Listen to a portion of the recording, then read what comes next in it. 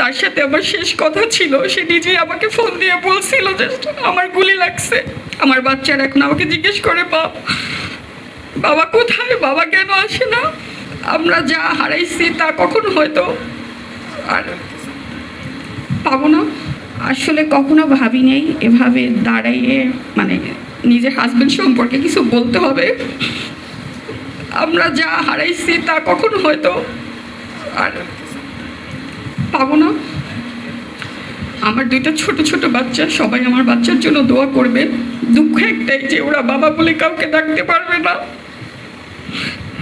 একটা নিরপরাধ মানুষ। আমার হাজবেন্ড একজন ব্যাংকার ছিল এবং নিজ বাসার সামনেই তাকে এভাবে জীবন দিতে হবে আমি ভাবি নাই। তার সাথে আমার শেষ কথা ছিল। সে নিজেই আমাকে ফোন দিয়ে বলছিল যে আমার গুলি লাগছে।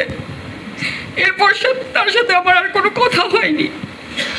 আমার বাচ্চারা এখন আমাকে জিজ্ঞেস করে বাবা কোথায়, বাবা কেন আসে না?